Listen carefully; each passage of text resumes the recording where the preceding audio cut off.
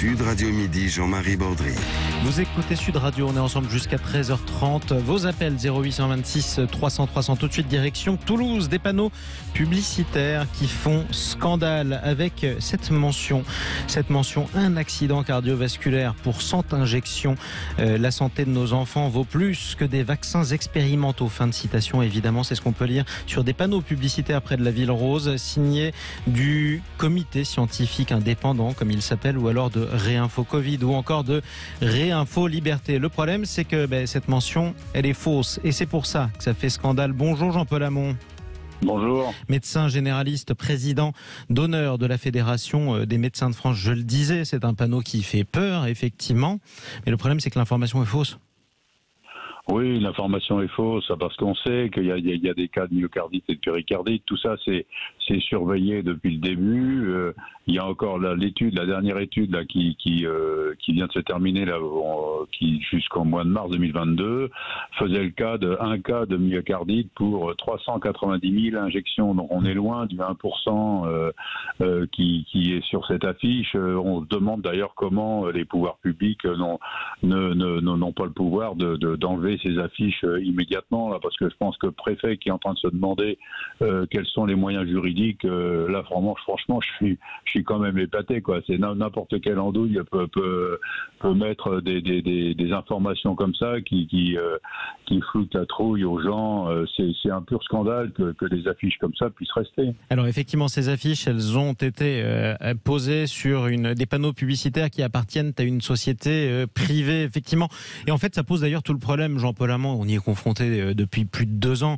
C'est-à-dire qu'on reste en démocratie, on n'est pas la Chine, on n'enferme pas de force les gens dans leur cage d'escalier en leur livrant vaguement de la nourriture au rez-de-chaussée via les autorités. Mais en revanche, par moment, il y a des fausses nouvelles qui circulent comme celle-ci, qui sont faites pour faire peur et qui peuvent avoir des conséquences dramatiques. Bien évidemment, parce que le bénéfice-risque est incontestablement en faveur du vaccin. Ces études ont été menées après la 2e dose, après la 3e dose, et on se rend compte que les cas de myocardite diminuent après la 3e dose, mais un cas sur 390 000, c'est pas du 1%, quoi. Et puis c'est des hospitalisations qui n'excèdent pas 4 jours. Franchement, le bénéfice-risque, il est en faveur du vaccin. Je comprends qu'il y a encore des gens qui en aient peur, mais sincèrement, publier des choses comme ça, les laisser en place, qu'on ait le droit de laisser en place des affiches comme celle-là, c'est un pur scandale et c'est totalement anormal. Mais alors parlons des conditions d'exercice des médecins, du médecin que vous êtes, de vos confrères aussi. Comment ça se passe? On continue la vaccination, notamment pour les personnes qui sont considérées comme un risque. D'abord, qui est un risque aujourd'hui encore face au coronavirus? Toutes les personnes de plus de 60 ans. Hein, on avait ouvert le rappel là. Alors c'est vrai que il faut quand même bien noter quand même que les personnes à risque font quand même beaucoup plus attention. On voit là pendant cette période de vacances dans les transports, les seules personnes qui ont des masques, ce sont des personnes âgées. Ils prennent soin de leur santé, mais vraiment il y en a très très peu. Et je pense que le retour à la vie normale va être un peu difficile pour les gens qui ont abandonné leur masque pendant les vacances, parce que certes, en plein air, ça n'a pas beaucoup de sens, mais dès qu'on est dans des wagons, dès qu'on est dans des bateaux qui sont tassés, quand on voit le peu de masques qu'il peut y avoir, le virus continue de circuler, on le sait, hein, tout le monde le constate, et dès que les gens vont reprendre les transports, s'ils reprennent les transports sans masque, je pense que là, ça va de nouveau flamber. Hein. Alors, on a le sentiment, les Français en général ont le sentiment que si le virus circule toujours en France, et assez fort par moment, il devrait même réaugmenter, pourquoi pas la circulation devrait réaugmenter d'ici quelques semaines, au mois de septembre ou en tout cas à l'automne. Ça a moins de conséquences. Ça, c'est à cause de quoi? C'est le virus qui devient moins dangereux, ou c'est aussi du fait qu'une bonne partie de la population est vaccinée? Je pense que la majorité de la population est vaccinée. Je pense que c'est ça qui fait que ça a moins d'importance. Et puis aussi, quand même, en ce moment, on vit quand même beaucoup plus dehors. On a l'occasion d'aérer beaucoup plus ses appartements. Et donc, on savait bien qu'en période estivale, ça, il y a toujours beaucoup moins de cas. Mais dès que les températures vont fraîchir, là, il y a une vraie inquiétude parce que là, il y a des habitudes qui ont été prises pendant les vacances et j'espère que ça ne va pas de nouveau flamber au mois d'octobre, mais il y aura sûrement une reprise épidémique, même si le fait que la population a été vaccinée quand même majoritairement fait que le nombre de cas vont diminuer, du moins j'espère. En tout cas, vous êtes plutôt serein à l'approche de l'automne prochain ou encore raisonnablement inquiet ? Moi, je suis un petit peu inquiet devant l'absence de mesures barrières. Là. Je pense que la rééducation à la reprise des mesures barrières, ça va être un peu dur au mois de septembre. Bon, Jean-François Delfrécy disait, on n'est pas à l'abri d'un nouveau variant. Et c'est vrai que bon, on aimerait bien passer à autre chose. Et tout le monde le souhaite. Donc, mais franchement, là, moi, je suis un petit peu inquiet pour la rentrée quand même. Tirons un petit bilan malgré tout, Jean-Paul Hamon, parce qu'on en est à près de 2 ans de coronavirus. Il y a plus de 150 000 Français quand même qui en sont morts. C'est un chiffre absolument considérable, même si c'est plus sur plusieurs années. Est-ce qu'aujourd'hui, vous avez l'impression que la tension est plutôt retombée ?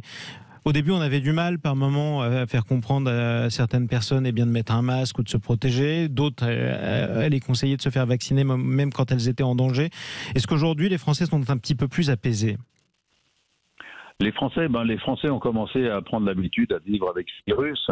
Mais je pense sincèrement qu'il va falloir qu'on ne perde pas l'habitude des mesures barrières, qu'on ne perde pas l'habitude de se laver les mains quand on rentre dans les commerces ou quand on rentre dans une pièce où on va fréquenter du monde, qu'on ne perde pas l'habitude de remettre un masque, notamment dans les salles d'attente. Et c'est vrai que moi je voyais là dans les pharmacies, je voyais des gens avant que je parte en vacances, il y avait des gens qui étaient dans la pharmacie, il y avait que les pharmaciens qui étaient masqués et moi. Franchement, je trouve que on perd vite la mémoire là, et ce serait bien qu'on respecte ces mesures barrières.